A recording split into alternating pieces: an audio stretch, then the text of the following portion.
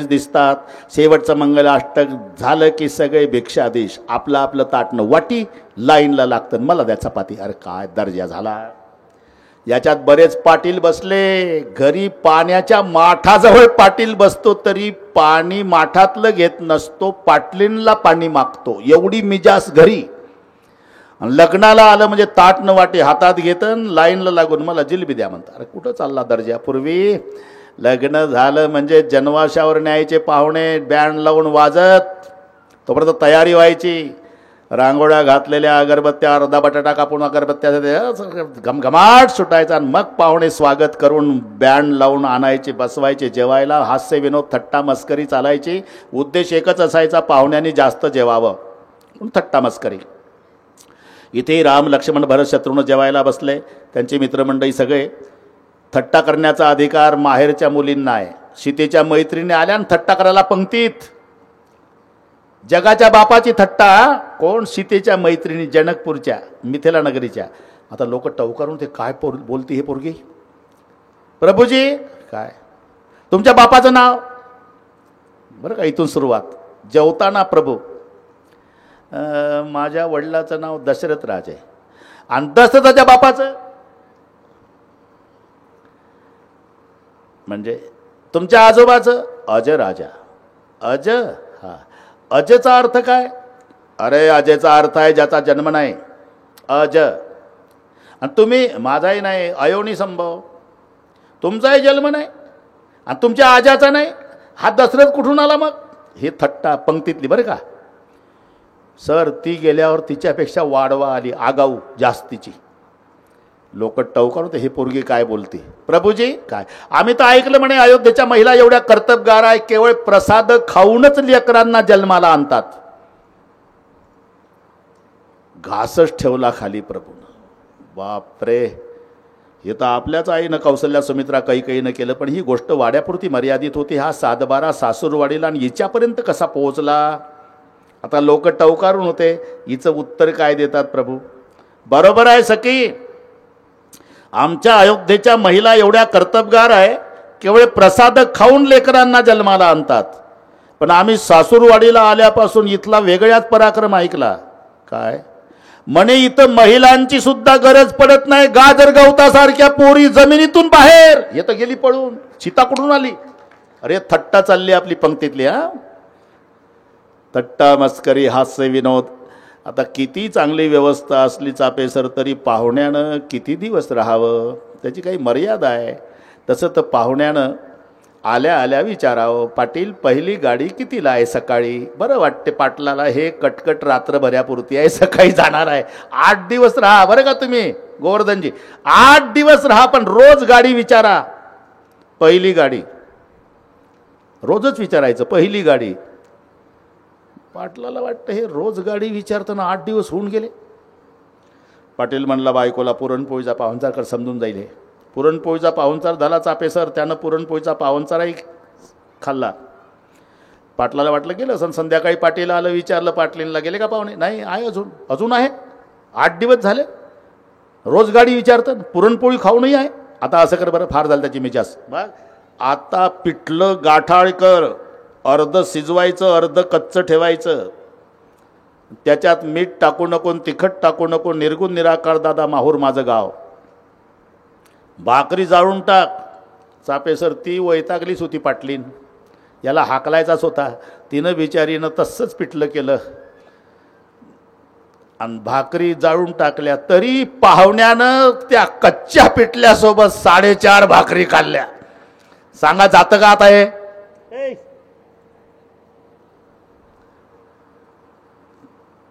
सकाळी मालकानं सामान भरलं पाहुण्याचं. चला खूप झालं आता, बस चला.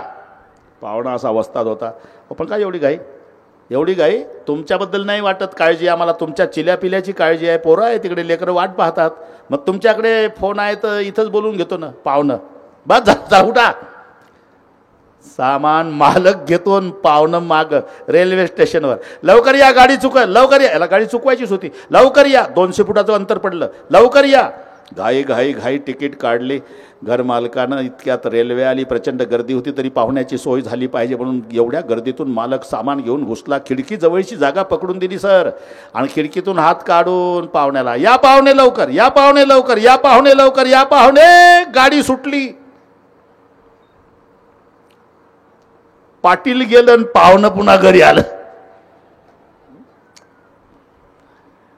तसं इथलं सांगतो. दशरथ राजे म्हणाले वसिष्ठजीला, खूप झाला आता, किती दिवस राहायचं, आपल्याही मागं प्रजा आहे. वसिष्ठ शतानंदाला सांगतायत की महाराज आता जाण्याची परवानगी मागतात. शतानंद जनकाकडे येतात. मिथिलापति, उनका सच है, प्रजा संभालना उनका धर्म है, जाने की इजाजत मांग रहे. एवढ्या शब्दानं राजा जनकाच्या डोळ्याला धारा लागल्या. क्यों रोते हो राजन? एकटे जाईल का दशरथ राजे? त्यांच्यासोबत त्यांची 4 पोरं, माझ्या 4 मुली, अख्खा राजवाडा खाली होणार आहे. उद्यापासून पाणी द्यायला वाड्यात कोणी नाही. शतानंद म्हणाले, महाराज बेटी जाने के लिए जन्म लेती है, 25 साल तक मेरी मम्मी, मेरा पप्पा, मेरी दीदी, मेरा भैया, असं रक्ताचं नातं 25 वर्षे सर्वावर प्रेम करते, जीव लावते. एका मिनिटात अख्खं रक्ताचं नातं सोडून अख्ख्या घराला रडवून निघून जाते. कोणाची मुलगी कायम? बेटी जाने के लिए जन्म लेती है, हिम्मत रखो. ठीक है, आप कहते तो आज नहीं कल बिदाई सीता को. जाहीर झालं. सगळ्या अयोध्येचा समाज सज्ज झाला. बाहेर नगराच्या ज्या मैत्रिणी होत्या चापेसर, जन्मभर खेळल्या होत्या सीतेसोबत, त्या उर्मिलेसोबत, गळ्याला बिलगू बिलगू रडू लागल्या. त्याच्यातल्या काही मैत्रिणी म्हणाल्या, सीते, अख्ख्या मिथिला नगरात चर्चा झाली सुरू. कशाची? शतानंद आणि वसिष्ठ या दोघांची चर्चा लोकांनी ऐकली. शतानंदाला वशिष्ठ गुरुजी म्हणाले, सीता जगन्माता है, दुनिया की माँ है. हमें आज जवाब मिल गया कि तू दुनिया की माँ हमारी बाल सखी बन के मिथिला में आई थी. हमारी कुछ गलती हो गई तो हमें क्षमा करना. ससुराल जाने के बाद गरीब को भूलना नहीं. आजपासून रडारड. कोणी जेवलं नाही दिवसभर. सायंकाळी कोणी जेवत नाही. रात्र संपली. राम, लक्ष्मण, भरत, शत्रुघ्न नवरदेवाच्या स्वरूपात दशरथ राजे म्हणाले, जा सुनैना मातेच्या सासूबाईच्या पाया पडून या. 4ही पुत्र आले, सासूच्या पाया पडतात. सुनैना मातेनं आशीर्वाद दिला. 4 पुत्र नगरातून त्या महालातून बाहेर. आता 4 मुली. प्रत्येक मायबापाच्या जीवनातले हे प्रसंग आहे. तुम्ही लेकी वाटे लावल्या असेल, जरा अनुभव घ्या. एक मुलगी वाटे लावताना सर हृदयाचे तुकडे तुकडे होतात. 4ही एकत्रित वाटे लावायचे आहे. राजवाडा रिकामा. उद्यापासून अंगणात खेळायला कोणी नाही, पाणी द्यायला कोणी नाही, पप्पा पप्पा म्हणणारं कोणी नाही. हे सगळे भविष्य दिसू लागलं. सुनैना माता, त्याच्या भोवताल दासी. आता मुली दारातून 4. सर्वात पुढे श्रुतकीर्ती धाकटी, मागे मांडवी, तिच्या मागे उर्मिला, सर्वात मागे सीता. 4ही मुली. शहनाईचे स्वर सुरू झाले. वातावरण भावुक झालं. रडारड सुरू झाली. सर्वात धाकटी श्रुतकीर्ती मायच्या पायावर डोकं ठेवून हात जोडले. जा रही माँ ससुराल, सुखी रहो बेटी. 4 बहने जा रही माँ, बेटी सुखी रहो, हमारी चिंता मत करो माँ. पिताजी मेरे 2 दिन से रो रहे माँ. रोते रोते मेरे पिताजी की तबीयत बिगड़ जाएगी माँ. पिताजी की तबीयत का ख्याल रखना. मांडवी पुढे आली. माँ जा रही ससुराल, बेटी सुखी रहो, हमारी चिंता मत करो माँ. लेकिन 2 दिन से मेरे पिताजी ने भोजन नहीं किया माँ. भोजन नहीं करेंगे पिताजी तो तबीयत बिगड़ जाएगी माँ. तबीयत का ख्याल रखना. उर्मिला पाया पड़ली. माँ जा रही ससुराल, सुखी रहो बेटी, हमारी चिंता मत करो माँ. लेकिन मेरे पिता रुद्ध हो गए माँ. पिताजी के तबीयत का ख्याल रखना माँ. ये सूत्र है. कन्या जब घर छोड़ती है अपने बाप की भलाई चाहती है. कोणतीही मुलगी सासरी जाताना रडत असते, ते आपल्या जन्मदात्या बापासाठी रडते हे लक्षात ठेवा. स्वतःसाठी नाही रडत. याचं कारण आहे, बापाचं न मुलीचं निस्वार्थी प्रेमाचं नातं आहे. आणि ते मुलीचं निस्वार्थी प्रेम बापाला रडवतं. ते लेकरं कोणी आज नाही का तिथं संरक्षण, ते आले की 2-4 मग 5-7 येतात. असं झालं. अजून 2-3 दिवस तेवढी काळजी घ्या.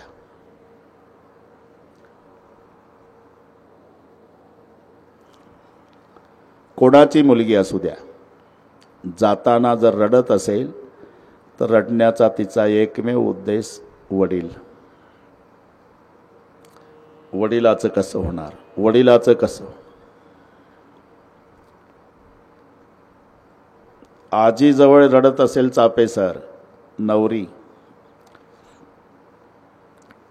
आजीचं नातीचं तर जशा मैत्रिणी असं नातं होऊन जातं, मैत्रिणीसारखं नातं.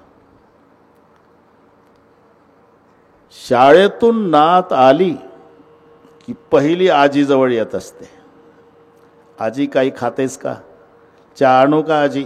आणि आजी आजारी पडली ना, सर्वात जास्त दुःख नातीला होते. नाती 1-2 दिवस नात शाळेत जात नाही, आजीच्या पलंगावर बसून असते. झेंडू बाम लावून देणे, पाय चेपून देणे, तिला खायला देणे, चमच्यानं दूध पाजणे, सकाळी आंघोळ घालणे, आजीची पाठ घासून देणे, पातळ धुवून काढणे, दुसरं नेसायला देणे. एवढी आजीची सेवा ती नात करते. 15 वर्षाची होती तेव्हापासून सेवा आजीची. आता 25ची झाली, लग्न जुळलं तिचं, झालं लग्न. आणि ती नवरीच्या वेशातली नात चापेसर पहिली आजीच्या जवळ येते पाया पडायला. पांढरे केस झालेली, सुरकुत्या पडलेली, दोरीनं चष्मा बांधलेली आजी लट लट लट लट कापते. आणि नवरीच्या वेशातली नात आजीच्या पायावर डोकं ठेवून दर्शन घेते. आजी चालली बरं का. ढसा ढसा रडते आजी. सुखाची राय बेटा, तू माझी खूप सेवा केली, माझी डॉक्टरीन होती, तू डॉक्टरीन, तुझ्यामुळे जगली मी इतके वर्ष. जा सुखी राह, माझे नको काळजी करू आजी, माझ्या वडिलांना सांभाळ. आजी जवळ नात रडत असेल नवरीच्या वेशात, तरी फक्त आपल्या बापासाठी. आजोबाच्या पाया पडताना, चालली का बेटा, हो आजोबा, सुखी राह, माझी नका काळजी करू, माझ्या वडिलांना सांभाळा. मग आईच्या पाया पडताना चापेसर थोडी कठोर बोलते मुलगी. त्या दिवशी नवरीच्या वेशातली मुलगी आईला कठोर बोलते. आई चालली मी सासरी, तुला वाईटही वाटेल पण आज बोलतेच मनातलं. अरे टाकून टाकून बोलली जन्मभर माझ्या बापाला, पण शांत स्वभावाचा बाप माझा एका शब्दानं फिरून नाही बोलला तुला. मी पुन्हा एकदा पाया पडते आई, आजपासून माझ्या वडिलाला उपवासी ठेवत जा, फक्त बोलत जाऊ नको. मग धाकटा भाऊ, त्याच्या गळ्याला, तो कॉलेजला जातो भैया, आणि भैया आणि बहीण दोघंही रडतात. नवरीच्या वेशातली बहीण आणि कॉलेजचा भैया. भैया तुला काही माहिती आहे का रे. अरे 5 वर्षे झाले रे आपल्या वडिलाची नोकरी गेली, पण आपल्याला सांगितलं नाही. 10ला जायचे न बाबा, म्हणायचे ड्युटीवर चाललो बेटा, आणि 6ला यायचे, म्हणायचे ड्युटीहून आलो बेटा. 5 वर्षापासून ड्युटीच म्हणत होते वडील, पण आज बोलते भैया मी कॉलेजला जाताना बघत होती, ड्युटीवर नव्हता आपला बाप. 5 वर्षापासून सिल्लोडच्या स्टँडवर हमाली करत होता, 10:30 ते 5:30. मग भैया रडतो बहिणीच्या गळ्याला, मला माहिती नव्हतं ताई, आपला बाप आपल्यासाठी हमाल झाला. आज वचन देतो तुला, भाऊ या नात्यानं बूट पालिश करील, पण बाबाला 1 रुपया मागणार नाही. आता शेवटचा प्रसंग. मोठा भाऊ असतो, त्याचं लग्न झालेलं असते, त्याच्याजवळ सर्वात जास्त रडते बहीण. रडू नको ताई, रडू नको ताई, रडू नको. दादा तू या घराचा करतायस, भैयाचं शिक्षण आहे, आई थकली न बाबाही थकले, तू कष्ट केले तर परिवार जगेल, नाही तर भेकेला लागेल. मी आई बाबाला विसरणार नाही ताई, तुझा विश्वास आहे रे दादा. मग का रडतेस, तुझं गेल्या साली लग्न झालं. हां मी पुन्हा एकदा तुझ्या पाया पडते दादा, बायकोचं ऐकून वेगळ्या निघू नको, आपल्या मायबापाला भिकेला लावू नको. शेवटचा प्रश्न. कन्या जब घर छोड़ती है तो अपने बाप की भलाई चाहती है. आश्रुतकीर्ती, मांडवी, उर्मिला, शेवटी सीता. जा रही मां ससुराल. चारों बहनें एक साथ जा रही, पूरा महल खाली हो गया. सीता, ये जिंदगी है बेटी, और जिंदगी में कभी कभी दुख आता है. जिस दिन दुख आएगा उस दिन अपने घर का दरवाजा अंदर से बंद कर लेना. घर में बैठकर जी भर के रो लेना, लेकिन रघुकुल की कसम है समाज के सामने दुख प्रगट नहीं करना. आईनं काय उपदेश द्यावा लेकीला. आणि म्हणून मखमली कपड्यात वावरलेली सीता, राजमहालात खेळणारी सीता, प्राणाच्या पलीकडे जिचा सांभाळ केली ती सीता, 14 वर्षे जंगलात बिना अंथरुणा पांघरुणाची आणि उशाखाली दगड घेऊन झोपली, तरी 14 वर्षात मालकाजवळ एकही दिवस तक्रार मांडली नाही. हा आईचा उपदेश. समाज के सामने दुख प्रकट नहीं करना बेटी. आणि शेवटचं सांगितलं, सीता, जिंदगी भर सास और ससुर की सेवा करना भूलना. सासु ससुर गुरु सेवा करियो. सासु ससुर गुरु सेवा करियो. सास ससुर गुरु सेवा करे हो. सास ससुर गुरु सेवा करे हो. पति रुख लागी आयसु अनुसरे हो. पति रुख लागी आयसु अनुसरे हो. पति रुख लागी आयसु अनुसरे हो. पति रुख लागी आयसु अनुसरे हो. पति रुख लागी आयसु अनुसरे हो. पति रुख लागी आयसु अनुसरे हो. पति रुख लागी आयसु अनुसरे हो. पति रुख लागी आयसु अनुसरे हो. सासु ससुर गुरु सेवा करे. सासु ससुर गुरु सेवा करे. सासु ससुर गुरु सेवा करे. सासु ससुर गुरु सेवा करे. सास ससुर गुरु सेवा करो. सास ससुर गुरु सेवा करो. सास ससुर गुरु सेवा करो. सास ससुर गुरु सेवा करो. सास ससुर गुरु सेवा करे हो. आईनं लेकीला काय शिकवावं? सासऱ्याची सासूची सेवा विसरू नको बेटा. नाही तर आताची आई, इथल्या मावल्या चांगल्या भाऊ, तिकडच्या गोष्टी सांगतो. आताची आई, कुठं चालला तुम्ही? मुलगा बघायला चाललो ताईसाठी. बिगर आईचं बघा, बिगर आईचं. म्हणजे एवढं कळत नाही का तुम्हाला? चांगले महाराज झाले. बिगर आईचं म्हणजे माझ्या ताईला सासू नसावी आणि तुम्ही मी जिवंत असावी, असं का? तुमच्या ताईला सासू नसली पाहिजे नाही का, आणि तुम्ही जिवंत पाहिजे. अरे तुमच्याही मुलाचं लग्न आहे ना जूनमध्ये. तुमच्याही घरी एक महाराष्ट्रातली मुलगी येणार आहे नांदायला. तिलाही बिचारीला वाटत असेल आतापासून की माझी सासू रॉकेल वतून पेटून तयार असावी. तेव्हा कसं वाटल? हा एकांगी विचार संपला पाहिजे. तुम्ही पहा, घराघरा हे मी सुनच्या पार्टीनं बोलत नाही. सासवाणी माझ्यावर लाल डोळे करायचं कारण नाही.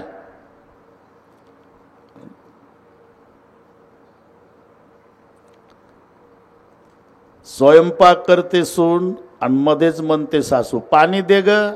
आता ती बिचारी घाई घाई तांब्यान फुलपात्रण थोडंसं घाईनं ठेवते. ते भांडं वाजतंय फरशा बसल्या घरोघरी भांडं वाजतंय. भांडं वाजलं की सासू आदळून कचरा देते का जा घेऊन. अहो आदळून नाही सासूबाई, ते चपाती करत ते तव्यावर म्हणून घाई घाईनं ठेवलं. नकोच मला सारखी आदळापट आदळापट आदळापट. ठीक आहे सासवांनो, तुमचंच बरोबर आहे. आदळून पाणी देऊ द्या, आदळून जेवायला, आदळून अंथरून पांघरून, आदळून आंघोळीला पाणी, आदळून नाश्ता, सगळे जन्मभर तिला आदळापट करू द्या सुनला. पण एक लक्षात ठेवा, मरायच्या वेळेला सासूचं डोकं मांडीवर घेऊन 2 चमचे पाणी सुनच पाजणार आहे. तुमची मुलगी दिल्लीला आहे, सावडायचा कार्यक्रम संपल्यावर येणार 3 दिवसानं. अरे ज्या सुनाच्या मांडीवर डोकं ठेवून 2 चमचे पाणी पिऊन प्राण सोडायचा आहे, त्या सुनला पोटची मुलगी मानली तर काय बिघडल. बरं, सुनला 25 वर्षेच पप्पाकडे थांबायचं आहे, मम्मीकडे जन्मसासूकडे काढायचं आहे. मग हिलाच माय समजलं तर काय बिघडलं. एका वाक्यात सांगतो, ज्या दिवशी सुनला वाटेल सासू नाही माझी माय आहे, एकही म्हातारी वृद्धाश्रमात जाणार नाही. ज्या दिवशी सासूला वाटेल सून नाही माझी पोटची मुलगी आहे, आमच्या देशात एकही सून रॉकेल वतून पेटणार नाही. रामायण यासाठी सास ससुर गुरु सेवा. झालं, चौघ्याही मुली निघाल्या. समोरून जनक राजा आले. तिथं खूप रडारड सुरू झाली. एवढा विदेही राजा जनक अष्टवक्रासारख्या विद्वानापुढे वाद घालण्याची क्षमता ज्याच्या बुद्धीत आहे. मिथिलायाम प्रदीप्तायाम मेन दह्येती किंचन हे ज्याचे उद्गार आहे. कारण राजे जनक प्रवचन करायचे चापेसर, मोठे मोठे विद्वान श्रवणाला असायचे. लंगोट्यावाले साधू, प्रवचन करणारा राजा आणि ऐकायला लंगोट्यावाले. एक दिवस काही साधूंनी विचारलं शंका, महाराज वैराग्य किसे कहते हैं. जनक जी बोले आज का विषय नहीं हो, मैं जवाब दूंगा समय पर. हा?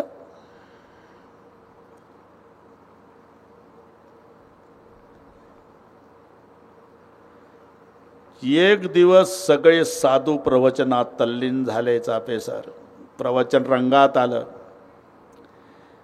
एवढ्यात सेवक पडत आले, महाराज पूरी मिथिला जल रही है, आपका महल जल रहा है. महाराज उठले नाही. महाराजांचे त्यावेळेचे ते उद्गार आहे, महल जल रहा मिथिलायाम प्रदीप्तायाम मेन दह्येती किंचन. अरे मिथिला जल रही, मेरा कुछ नहीं जल रहा. प्रवचन चालूच. पुढं कोणीच राहिलं नाही, सगळ्या लंगोट्या पळाल्या. एकट्या जनकाचं प्रवचन चालू. थोड्या वेळानं ते आले. अरे सन्यासी साधू लंगोटी वाले कहाँ गए थे, आपने सुना नहीं था क्या बाबा, आपका महल जल रहा था. अरे महल तो मेरा जल रहा था, लेकिन आप साधु लोग दौड़ धूप करके कहाँ गए थे. बोले उस महल में हमारी लंगोटी थी महाराज. इसी का नाम वैराग्य है. अरे महल मेरा जल रहा था और साधु होकर लंगोटी के लिए दौड़ रहे थे. हा राजा जनक.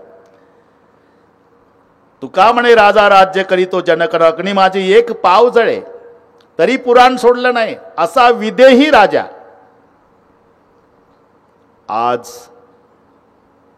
चारी मुलीकडे पाहलन, राजमहालाचा खांब कवटाळला. रडणं सुरू झालं. इथे सगळे नापास आहे बरं का सर, इथे नापास आहे. सुनाई ना समजूत घालते, रोना नहीं कन्या जाने के लिए जन मत समझाना सुनाई ना. आज स्वानुभव कर रहा हूं कि बेटी का जाना पिता को कितना दुख देता है. रडारड सुरू झाली. सीमेपर्यंत सोडवायला आले. तिथून वापस आले राजा जनक. महाराज द्वारामध्ये आल्याबरोबर रडणं सुरू झालं. सुनैना माता म्हणली, आता का रडता, आता तर पोरी गेल्या. त्याच्यामुळेच रडतो देवी का, हाच दरवाजा. जेव्हा जेव्हा मी यायचो दरवाजात उभं राहायचो, खेळणाऱ्या माझ्या 4 मुली पळत यायच्या, बाबा आले, बाबा आले, बाबा आले, बाबा आले, कमरेला बिलगायच्या. आज अर्धा तास झाला दारात येऊन बसलो, पुरा राजवाडा उदास आहे, एकही माझी लेक नाही. या अंगणात खेळत होत्या मुली, इकडे रडारड बरं का सर, तिकडे आनंदाला पारावार नाही दशरथजीच्या. सगळे स्वागत झालं. रात्र संपली, सूर्योदय झाला, मौन व्रताची सांगता झाली. वेळ कमी असल्यामुळे एक दिवस विश्वामित्र जाण्याची तयारी करतात. सगळ्या राजवाडा रडतो का, साधूचं जाणं दुःख देतं बरं का, दुर्जनाचं येणं दुःख देतं. एका जनार्दनी घडो त्यांचा संग, न व्हावा वियोग जन्मोजन्मी. बिचुरत एक प्राण हरिलेई, मेलत दुःख दारुण देई. रडू लागले सगळे. दशरथ राजे म्हणाले, बाबा एकांत में कुछ कहना है. महालात नेलं एकांतात, आणि तिथं खूप दशरथ राजे रडू लागले. विश्वामित्र राजा, क्यों रोते हो राजन. मेरी अंतरात्मा बोल रही बाबा कि दशरथ तू ज़्यादा दिन जिंदा रहने वाला नहीं, लेकिन मरने के बाद मेरे महल को भूलना नहीं, आते जाते रहना, मेरे बच्चों को संस्कृत का बोध दिलाते रहना. एक महात्मा साधूपासून काय अपेक्षा